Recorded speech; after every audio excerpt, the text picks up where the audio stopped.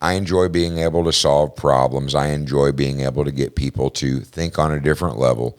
And I do enjoy, by trying to build good habits. I am your host, Jason Julius, and today we are doing a Q&JP, the Julius Perspective, because I feel the need to always reiterate that I'm not here to give you answers. I'm only here to give you perspective. You should take my perspective or the perspective shared at this table and draw your own conclusions and make your own answers so that you hold yourself accountable for whatever happens to you in your life. So with that, I would like to move into my, I don't know if I call it a monologue or rant but so I'm really big about reading in general. But part of the being really big about reading is that I have found my way into, like when I very first started in business, I never thought about coaching or anything. I was just like, you know what, I got this. I'm willing to test. I'm going to figure this out. And then it took me, well over a decade before it was like that light went off that was like, hey, dumbass, it didn't have to be this hard.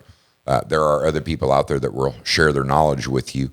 There are tests that you don't need to perform because they were performed either by other people or you can find the answers in books without spending time and money and blood, sweat, and tears and pain. So when we get into podcasting itself, which I knew exactly jack shit about, I decided that you didn't know much about podcasting. No, I didn't know. I was told that I had a radio voice, to which you guys kindly reminded me that I had a radio face as well. But it was hand in hand. There you go. But I obviously, as one of my platforms says, I'm a small business entrepreneur with a lot to say. So I knew that I thought podcasting would be good for me. But one of the podcasts I was listening to, there was a guy on that podcast. His name was Eric Allen, and he was being interviewed on a podcast. And obviously, when it comes to voices, the dude's got a very recognizable voice. So automatically, it kind of caught my ear, and I started listening in. And he has launched a couple successful podcasts. So, okay, I'm thinking of podcasting. I'm intrigued. I continue to listen to find out that he offers coaching on how to get your podcast off the ground.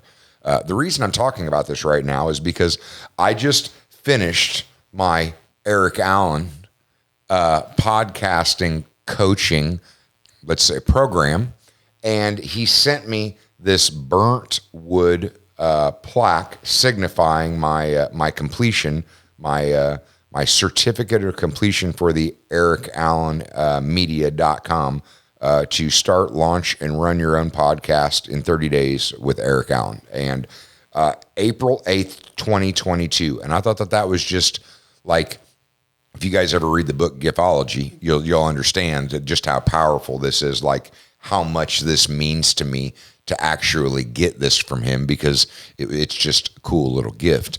But the bigger point is that there are a lot of people out there that they're at higher levels than you. And when you think about your pride getting in the way and not wanting to ask for help, one, that's dumb.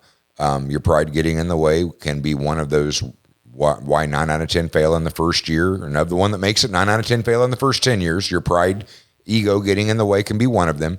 But you're actually robbing somebody else of the opportunity to help somebody, and they're willing to help. And coaching, the coaching and mentorship, it costs money. Obviously, they're willing to help for a price. But the point is, they have gained all of their own expertise.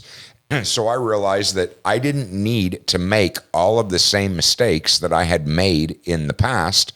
That, you know what, I'm probably going to make some mistakes in this podcast. Okay, that's life. But podcasting has been around long enough that I don't need to make the amateur mistakes. So I sought out actual coaching. And I do think this one was funny because I specifically remember telling Trish, email this guy, tell him I heard him on a podcast, tell him I'm very adamant that I want to work with him, that I want his coaching. And within 24 hours, we were on a Zoom call having a conversation. within a week, we were in the middle of the actual coaching, and it was a 4-week process. And the process that he spelled out, the doors that he's opened, the suggestions, the layout, the everything that he has given has been like top notch, all of it worth the money. Because again, I'm probably going to make some mistakes in this podcasting journey, but he gave a blueprint of how to successfully execute a podcast. And I'm happy that I've, at least in this day and age, that I've gotten wise enough to say, okay, if I'm going to start something fresh and new, that does not mean that there's not valuable information out there and people that are willing to help you get down that path or get you started on the right foot in general. So when I got this little gift from him, it was signifying that on some level I had gotten a little smarter, because just being smart enough to seek out that coaching and expertise, the information that he shared virtually guarantees that at least I'm not starting off in podcasting behind the 8 ball, that I've gotten off the ground with a lot of good, valuable information in general. And then I go back to books where I'm like, okay, coaching, mentorship can be very expensive. Go to the books first. See what answers you can find in books, because they are a cheaper way of finding out what you don't know.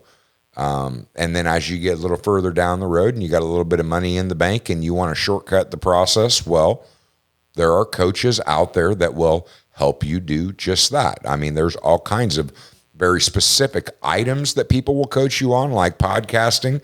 I have a business coach, Dave Meltzer, that is like, I want to be at a higher level. So I sought him out and asked him to coach me, because I realize he's at that higher level and I want to know how to get there without all of the trial and error. And I know that having a coach allows me to ask questions. And in our conversation, he said that, I mean, as I'm reading more books, it allows me to ask the right questions.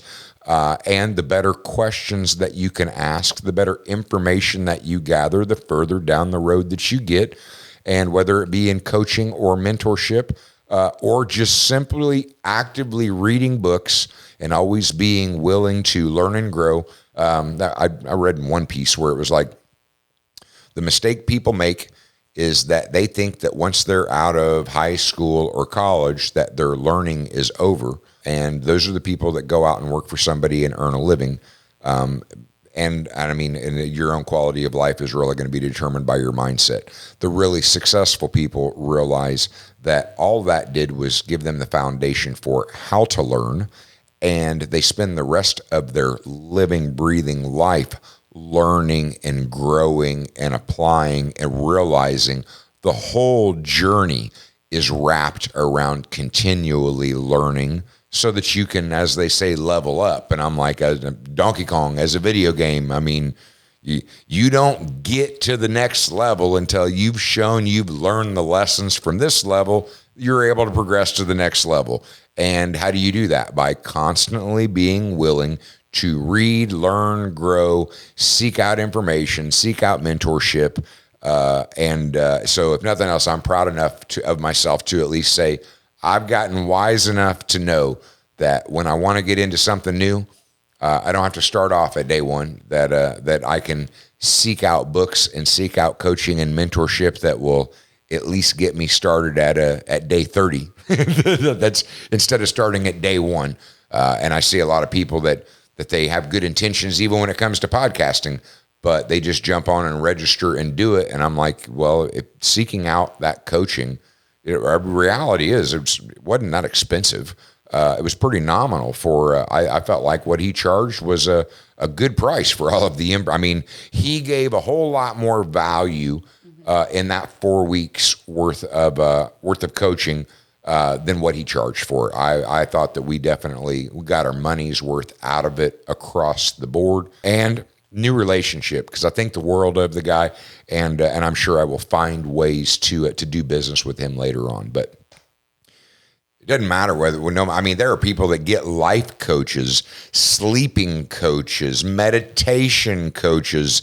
Like, if you know that you want to do something and you want to do it well, I mean, personal trainers, eating coaches, and I mean, that's just part of living life and having a high quality of life. That didn't necessarily have anything to do with business or podcasting. But yeah, when he gave me the plaque, it was like an insignia that, hey, maybe I've grown up a little bit. Seeking out coaching. I've read over the years, but my reading has accelerated, and my willingness to seek out and pay for coaching, I have gotten where I'm jumping in with both feet there, and where Matt will like to disagree with me at times. He'll disagree because he shakes my head because he finds out how much money I paid for some of this coaching. Generally, when he gets involved and sees the level of information that is coming to the table with this coaching, it's kind of oh, I get it. Yeah. And that's when you have somebody that is 2, 3, 4, 5 levels ahead of you, their time is valuable. But if you're willing to pay for it, they are capable of getting you closer up to their level, and you can move further faster. And the reality is it's going to cost you one way or the other, because if you don't pay for coaching, you're going to pay for it in the testing and mistakes to get there. And it's going to take you twice as long as opposed to just paying for the coaching itself. And yep, it kind of hurts up front, but you get the information quickly, and then it makes the coming years a whole lot more productive. So don't be afraid to search out for a coach for whatever it is that you might want to be focusing on in the next target or stage of your life that you set out. So, all right, that's my opening, my rant or my monologue. Let's get on to the questions. And I see this smirk on Master Blaster's face, and he told me that he had a question ready to go. So we'll see where this goes. What question do you have for me, Matt? I feel honored to get to go twice in a row. Oh, wow.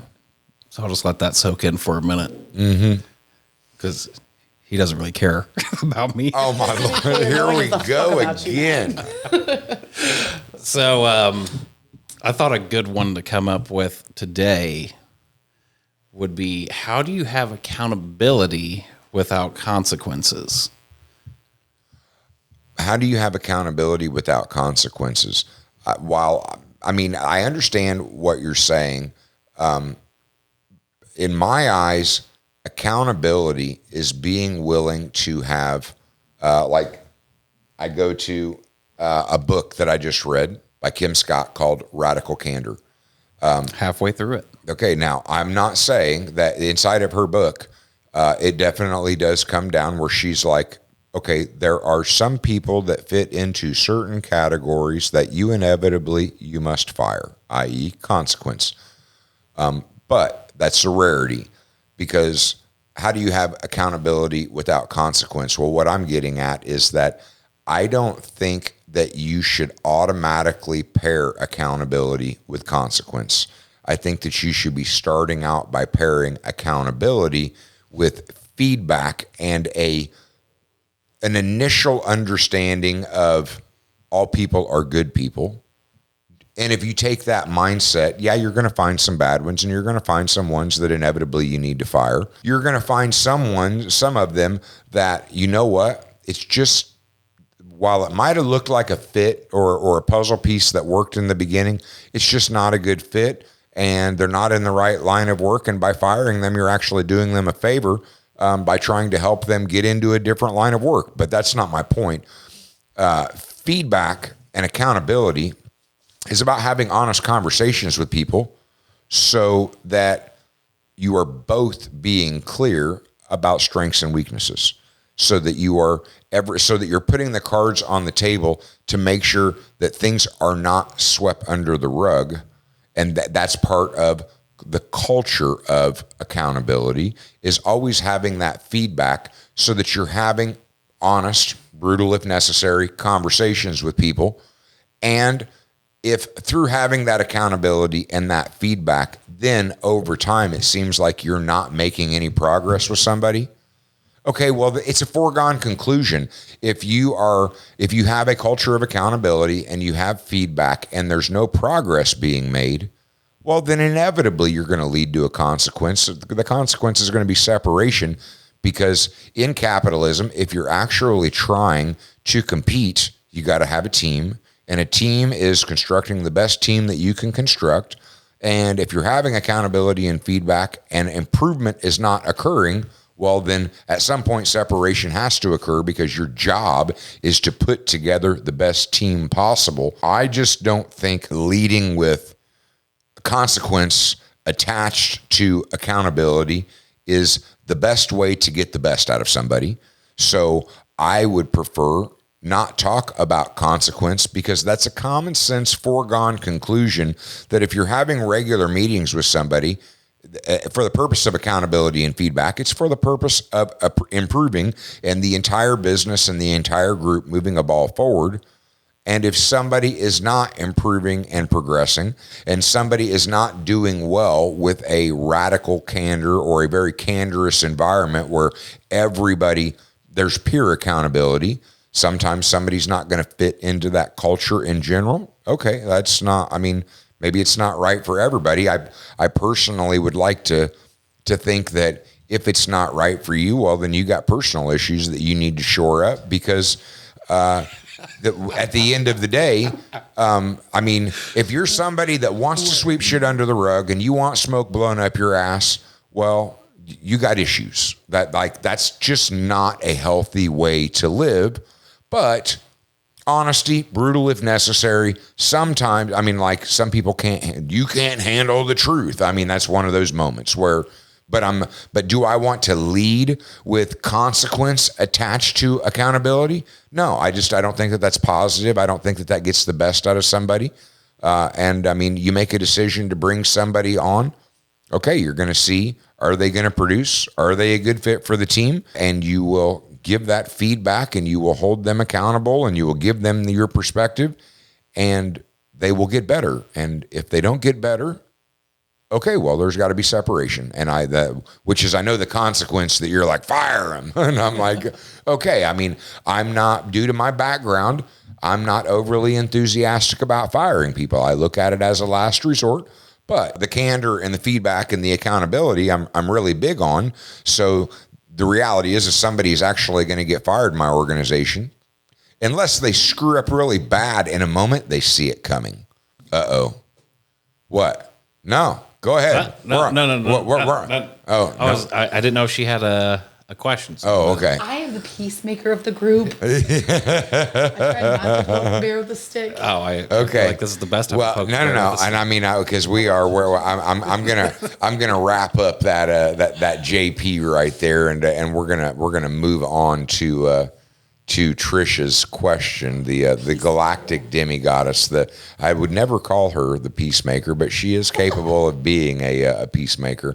What question do you got for me? So we all know that you do a lot of shit. What is your favorite thing that you do every day? Besides your morning routine. Everybody knows you love your morning routine. Oh, God, don't talk about his morning fucking routine. So what is your favorite thing that you do every day? Or even 5-hour executive time. That is not... you know what? That's not fair. We're not. Because, thank you, please. What?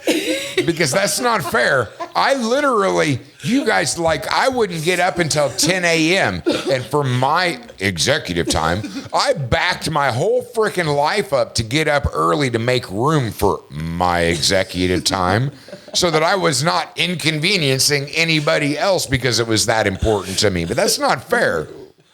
Where does my level of giving you shit? Oh my God! On her scale. The thing is that first off, I feel the need to say that,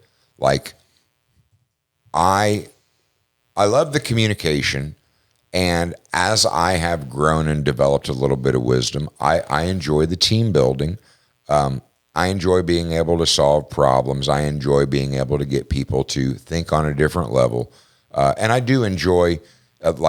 By trying to build good habits that by performing and showing those good habits that I haven't found that inevitably I can inspire other people to bring good habits into their life. That can only be done through communication. I enjoy those conversations. But I'm an entrepreneur. So I'm not going to deny that. My business is my life's work. A lot of it does define me. Because of why it was why it was created, because of how much time I have in it. But it was through the journey of developing the business that that introspection. I always, let's say, fancied myself that I was a lot more like my father than I was my mother, that I was good at math, that I was very analytical, that I had a deep understanding of common sense. And I'm like, okay, that's who I am. When I got into business was when I really started tapping into the other side of my brain, and that creative has been very fulfilling, because I find that I very much enjoy tapping into the creative side. And then when you start thinking about all of the brands in general, and my brain able to bounce back and forth between, that I get an extreme amount of enjoyment from the creative, from being able to visualize something and then having a team and resources around me that actually either digitally or in the real world bring things to life. It is very gratifying. It is very fulfilling to dream something up in my head and then literally bring it to life. So that is the answer. What do I get the most enjoyment out of? Mm-hmm. I mean, like, Matter gave me shit about the ADHD, and we'll be talking about something, and all of a sudden I'm like, oh yeah, but I just had this thought. But it's that creative, and then knowing that thought can actually lead to literally creating something of value, that it's like to be able to sit in my back parking lot of one of the stores and see that drive-through line wrapped and realize that a vision in my head I created, and people make a conscious effort and a decision to come patronize my business. Like, I sat in the back parking lot almost ready to cry because I'm looking at it going, man, I created something so special and so cool that I'm literally part of people's lives in that like, maybe not me personally, but children I've birthed, brands I've built, that I'm able to create something that other people find desire in, that other people find value in. And that is very rewarding, because all it was really tapping into my creative. But a lot of that creative was like, a lot of the creative in the Coffee Junkies brand, in the Pizza Junkies brand, is based in a lot of the menu items that are mini brands themselves. The product, like 80% of what we sell in Coffee Junkies is specialty branded cups of beverage. 80% of what we sell in Pizza Junkies are specialty creation, specialty branded pizzas. Now, I didn't just one day say, this is how my business is going to be. No, I opened Coffee Junkies with a pretty modest menu. And then when I had people, Starbucks customers coming through, and they're like, well, can you make X, X, and X? And I'm like, I think I know what that is, but I'm really not allowed to know what that is, because they own the frickin' word, which led me to, oh, that's what that is. But they've called it this because they own that word so that they can brand it. And then it was like, oh, that's how they're competing in the market. Two can play at this game, which led me to, okay, well, how can I play that game with them? Okay, we got the baristas creating drinks. As I'm tasting the drinks, I'm thinking about how to individually brand those drinks to play that game. But again, it was the creative, and I really enjoyed that creative. And when we fully constructed the Coffee Junkies menu, I wanted to take everything that I'd learned and applied it to Pizza Junkies. And it became a natural, like, I remember seeing a Domino's commercial, and they're like, we got X amount of toppings, and you can have over 1,000 different combinations. And I remember thinking, that's dumb that they're going to go revert back to, give me pepperoni and sausage, because they don't want to, that's too much thought for them. They don't want to think about all your 1,000 different combinations. They want to see something that looks visually appealing. They want to see a topping combination that either sounds good or looks freaking interesting. and you need to name it. And if you name it, okay, now you've branded it and create a standard. And I was like, no, all I need to do is redo what I did with my Coffee Junkies menu.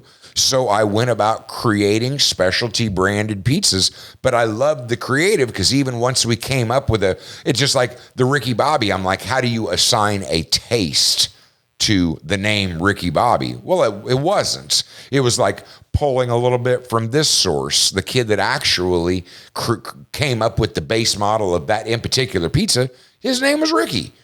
Then I started looking at it, and in my own brain, I'm forming around going, 2 sauces, 4 meats, 2 cheeses. That sounds like the ultimate redneck pizza.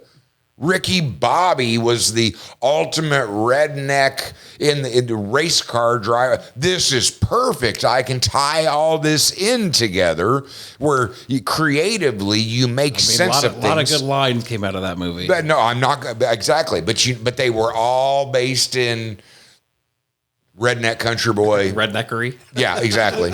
And I mean, but it's like the creative is pulling things out to make sense of what, like there was no sense to be made, but you pull all of these creative to make it make sense, to turn into a message, a brand, a product. And like the Ricky Bobby is one of our best selling pizzas. And you know what? It's not my personal favorite. And I'll say that because like if I'm in the mood for red sauce, I want red sauce. If I'm in the mood for barbecue, I want barbecue. This is a sweet and tangy red sauce because it's a mixture of the two. It's not my personal favorite, but it is one of our best sellers because it is a lot of people's personal favorite. But I do wonder if some of them just love that damn movie so much that they have psychologically connected in their brain. And I'm like, I love that movie. Damn, I love that pizza. A lot of people wake up and piss excellent. There you go. That's what I mean. And then they go for the leftovers and they're like, damn, I love this pizza. But I love the creative, Trish. I really, that's some of the most fulfilling because when I create something and then I see that there's demand for it, I'm like, I did something cool, and it wasn't like necessarily doing something good or righteous. No, I did something cool, and that's the Coffee Junkies brand and the Pizza Junkies brand. Both of them are very cool brands. I mean, and Aaron didn't even put a whole lot of thought as far as, but the Scared Rabbit brand, I'm like, that is a cool brand. That is, I want to be a part of that, and that's where it was like. I was ready. There was a no-brainer. I was buying that business because the brand itself, it was a cool brand. I mean, that's Vickers. I mean, cool logo too. Yeah, the right? Throwback. Yeah, go. And that was my whole thing. Was like, let's go back to the logo that was very sticky, very memorable. Vickers, that's a little bit different. The whole issue itself, but still think it's a cool brand. I'm trying to figure out ways to make it cool. I mean, as far as, because apparel can be really cool. I mean, I think our Peace, Love, and Coffee Junkies tie-dyes turned out really cool, and that was a Vickers creation. So now but it is all it's all in the creative. I mean, and that's, now I've got so many brands to play with on the creative that, yeah, it's every day I get to tap into that creative. So occasionally I tap into the creative but nobody gets. That is so much crock of, oh my God, because you're the guy that I'm like, you can't visualize like that. You just got to build it so that I can see what you're talking about. And I'm like, no problem. I can do that. Made some good product. Yeah. We'll never see the light of day. Oh my God.